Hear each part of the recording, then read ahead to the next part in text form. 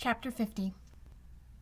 Mr. Bennet had very often wished, before this period of his life, that instead of spending his whole income, he had laid by an annual sum for the better provision of his children, and of his wife if she survived him. He now wished it more than ever.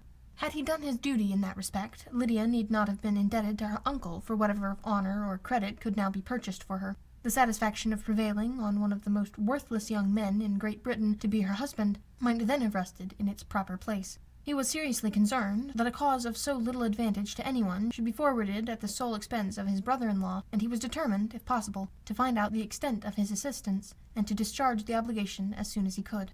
When first Mr. Bennet had married, economy was held to be perfectly useless, for, of course, they would have a son. This son was to join in cutting off the entail as soon as he should be of age, and the widow and younger children would by that means be provided for. 5 daughters successively entered the world, but yet the son was to come, and Mrs. Bennet, for some many years after Lydia's birth, had been certain that he would. This event had been despaired of, but it was then too late to be saving. Mrs. Bennet had no turn for economy, and her husband's love of independence had alone prevented their exceeding their income. £5,000 was settled by marriage articles on Mrs. Bennet and the children, but in what proportions it should be divided amongst the latter depended on the will of the parents. This was one point, with regard to Lydia at least, which was now to be settled, and Mr. Bennet could have no hesitation in acceding to the proposal before him. In terms of grateful acknowledgment for the kindness of his brother, though expressed most concisely, he then delivered on paper his perfect approbation of all that was done, and his willingness to fulfil the engagements that had been made for him.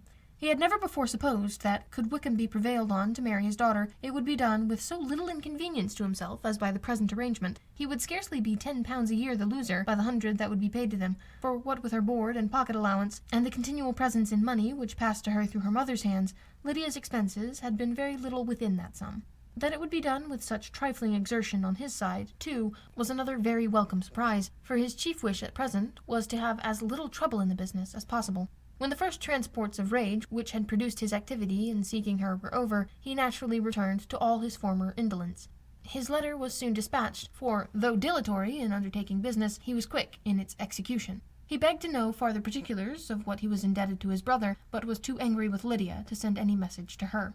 The good news quickly spread through the house, and, with proportionate speed, through the neighbourhood. It was borne in the latter with decent philosophy. To be sure, it would have been more for the advantage of conversation had Miss Lydia Bennet come upon the town, or, as the happiest alternative, been secluded from the world in some distant farmhouse, but there was much to be talked of in marrying her, and the good-natured wishes for her well-doing, which had proceeded before from all of the spiteful ladies in Meryton, lost but little of their spirit in this change of circumstances, because, with such an husband, her misery was considered certain.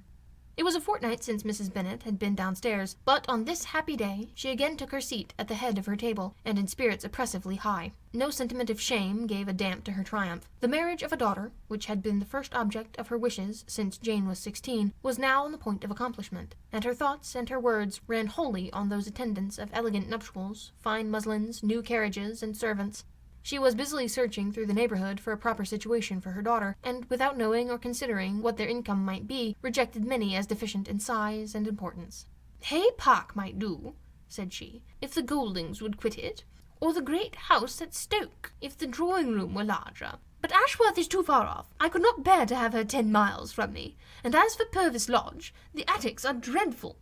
Her husband allowed her to talk on without interruption while the servants remained, but when they had withdrawn, he said to her, "Mrs. Bennet, before you take any or all of these houses for your son and daughter, let us come to a right understanding. Into one house in this neighbourhood they shall never have admittance. I will not encourage the impudence of either by receiving them at Longbourn." A long dispute followed this declaration, but Mr. Bennet was firm. It soon led to another, and Mrs. Bennet found, with amazement and horror, that her husband would not advance a guinea to buy clothes for his daughter. He protested that she should receive from him no mark of affection whatever on the occasion. Mrs. Bennet could hardly comprehend it, that his anger could be carried to such a point of inconceivable resentment as to refuse his daughter a privilege without which her marriage would scarcely seem valid, exceeded all that she could believe possible. She was more alive to the disgrace which the want of new clothes must reflect on her daughter's nuptials than to any sense of shame at her eloping and living with Wickham a fortnight before they took place. Elizabeth was now most heartily sorry that she had, from the distress of the moment, been led to make Mr. Darcy acquainted with their fears for her sister, for since her marriage would so shortly give the proper termination to the elopement, they might hope to conceal its unfavourable beginning from all those who were not immediately on the spot. She had no fear of its spreading farther through his means. There were few people on whose secrecy she would have more confidently depended, but at the same time there was no one whose knowledge of a sister's frailty would have mortified her so much. Not, however, from any fear of disadvantage from it, individually to herself, for at any rate there seemed a gulf impassable between them. Had Lydia's marriage been concluded in the most honourable terms, it was not to be supposed that Mr. Darcy would connect himself with a family where, to every other objection, would now be added an alliance and relationship of the nearest kind with a man whom he so justly scorned. From such a connection she could not wonder that he should shrink. The wish of procuring her regard, which she had assured herself of his feeling in Derbyshire, could not in rational expectation survive such a blow as this. She was humble, she was grieved, she repented, though she hardly knew of what. She became jealous of his esteem when she could no longer hope to be benefited by it. She wanted to hear of him when there seemed least chance of gaining intelligence. She was convinced that she could have been happy with him when it was no longer likely that they should meet. What a triumph for him, as she often thought, could he know that the proposals which she had proudly spurned only 4 months ago would now have been gladly and gratefully received. He was as generous, she doubted not, as the most generous of his sex, but while he was mortal, there must be a triumph. She began now to comprehend that he was exactly the man who, in disposition and talents, would most suit her. His understanding and temper, though unlike her own, would have answered all her wishes.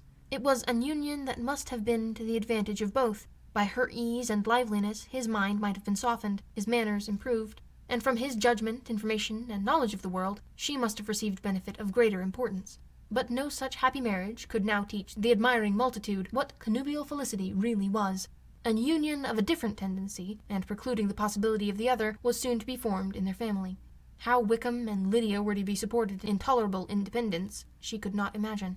But how little of permanent happiness could belong to a couple who were brought together because their passions were stronger than their virtue, she could easily conjecture. Mr. Gardiner soon wrote again to his brother. To Mr. Bennet's acknowledgments he briefly replied, with assurances of his eagerness to promote the welfare of any of his family, and concluded with entreaties that the subject might never be mentioned to him again.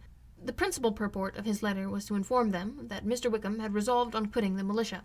"It was greatly my wish that he should do so," he added, "as soon as his marriage was fixed on, and I think you will agree with me in considering a removal from that corps as highly advisable, both on his account and my niece's. It is Mr. Wickham's intention to go into the regulars, and among his former friends there are still some who are able and willing to assist him in the army. He has the promise of an ensigncy in General Blank's regiment, now quartered in the north. It is an advantage to have it so far from this part of the kingdom. He promises fairly, and I hope among different people, where they may have a character to preserve, they will both be more prudent. I have written to Colonel Forster to inform him of our present arrangements, and to request that he will satisfy the various creditors of Mr. Wickham in and near Brighton, with assurances of speedy payment for which I have pledged myself. You will give yourself the trouble of carrying similar assurances to his creditors in Meryton, of whom I shall subjoin a list, according to his information. He has given in all his debts. I hope at least that he has not deceived us. Haggerston has our direction, and all will be completed in a week. They will then join his regiment unless they are first invited to Longbourn, and I understand from Mrs. Gardiner that my niece is very desirous of seeing you all before she leaves the south. She is well, and begs to be dutifully remembered to you and her mother. Yours, etc., E. Gardiner." Mr. Bennet and his daughters saw all the advantages of Wickham's removal from the Blankshire as clearly as Mr. Gardiner could do. But Mrs. Bennet was not so well pleased with it. Lydia's being settled in the north, just when she had expected most pleasure and pride in her company, for she had by no means given up her plan of their residing in Hertfordshire, was a severe disappointment. And besides, it was a pity that Lydia should be taken from a regiment where she was acquainted with everybody and had so many favourites. "She is so fond of Mrs. Forster," said she. "It would be quite shocking to send her away. And there are several of the young men, too, who she likes very much. The officers may not be so pleasant in General Blank's regiment." His daughter's request, for such it might be considered, of being admitted into her family again before he set off to the north, received at first an absolute negative. But Jane and Elizabeth, who agreed in wishing, for the sake of their sister's feelings and consequence, that she should be noticed on her marriage by her parents, urged him so earnestly, yet so rationally and so mildly, to receive her and her husband at Longbourn as soon as they were married, that he was prevailed on to think as they thought, and act as they wished. And their mother had the satisfaction of knowing that she should be able to show her married daughter in the neighbourhood before she was banished to the north. When Mr. Bennet wrote again to his brother, therefore, he sent his permission for them to come, and it was settled that as soon as the ceremony was over, they should proceed to Longbourn. Elizabeth was surprised, however, that Wickham should consent to such a scheme, and, had she consulted only her own inclination, any meeting with him would have been the last object of her wishes.